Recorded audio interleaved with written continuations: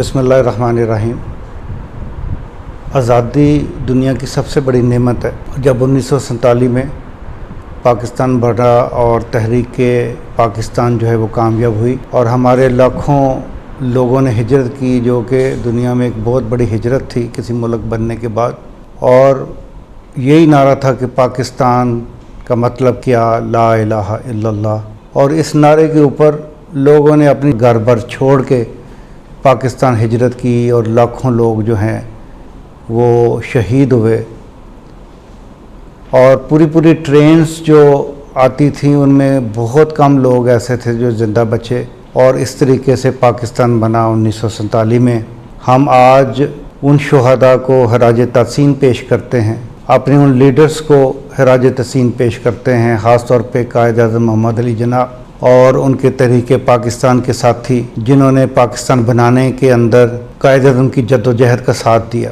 आज हम जश्न आज़ादी तो मना रहे हैं, लेकिन ज़रूरत इस बात की है कि हम वो फ़लसफ़ा समझने की कोशिश करें जो पाकिस्तान बनाने के लिए कायद-ए-आज़म ने दिया था। और वो ये था कि पाकिस्तान इस्लामी फलाही रियासत होगी, जहाँ मुसलमान अपने मज़हब के मुताबिक और अल्लाह और अल्लाह के रसूल के बताए हुए असूलों के मुताबिक अपनी ज़िंदगी बसर करेंगे। और रियासत मदीना को जो कॉन्सेप्ट है फलाही रियासत का, वो मुल्क जो है वो पाकिस्तान मुल्क बनेगा। और इस तरीके से पाकिस्तान के जो मुसलमान हैं वो अपनी आज़ादी को आगे बढ़ा सकेंगे। आज ज़रूरत इस बात की है कि हम जश्न आज़ादी मनाते हुए इन चीज़ों को सामने रखें।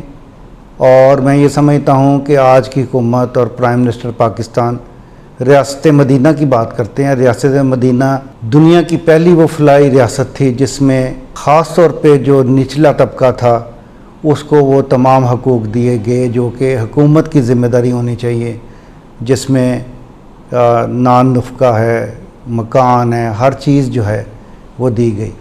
आज इमरान खान यही बात करते हैं, तो आज हमें चाहिए कि हम सब पाकिस्तानी मिल के जो है इस बात का अज़म करें कि हम इस मुल्क को इस्लामी फलाही मुमलकत बनाएंगे और रियासत मदीना का जो रास्ता है उसको अडॉप्ट करेंगे, जो रसूल करीम सल्लल्लाहु अलैहि वसल्लम और खुलाफाए राशिदीन ने करके दिखाया। आज ज़रूरत इस बात की है कि हम जो अच्छा काम है हुकूमत का उसके साथ मिल के भरपूर ताउन करें। आज ज़रूरत इस बात की है कि हर शोबा पाकिस्तान का जो हर शोबा है उसके अंदर तरक्की को आगे बढ़ाने के लिए अपना अपना हिस्सा ज़रूर डालें। हम गिलाए शिकवाए ज़ुल्मत शब से कहीं बेहतर था कि अपने हिस्से की शमें चलाए चले जाते। और मैं ये समझता हूँ कि अपने अपने हिस्से का हम अगर काम करेंगे तो इंशाल्लाह पाकिस्तान वो तरक्की की मनाज़िल तय करेगा जिसके लिए आज ज़रूरत इस बात की है कि हम टेक्नोलॉजी के मैदान में आगे चलें। हम वो चीज़ें जो पूरी दुनिया भर से इंपोर्ट करते हैं गाड़ियों की सूरत में, मोबाइल फ़ोन्स की और लैपटॉप्स और दूसरी चीज़ों की सूरत में, वो टेक्नोलॉजीज़ पाकिस्तान के अंदर बड़ी आसानी के साथ जो है वो मैन्युफैक्चरिंग उनको अडॉप्ट किया जा सकता है, मैन्युफैक्चरिंग की जा सकती है। हमारा जो पाकिस्तान की नौजवान हैं वो दुनिया के टॉप जो 4 कह लें कि माइंड कैपेसिटी है, मतलब बेहतर दिमाग जो हैं उनमें पहले 4 में पूरी दुनिया के अंदर आता है। तो हम जो है वो इस अल्लाह की नेमत को का बेनिफिट लेते हुए पाकिस्तान की तरक्की के लिए टेक्नोलॉजीज़ के अंदर आगे जा सकते हैं और हमारी जो बड़ी इंपोर्ट्स हैं उनको ख़त्म कर सकते हैं ताकि आम शहरी जो है उसको सस्ती चीज़ें मिलें और जो महंगाई का शोर है वो कम से कम हो सके।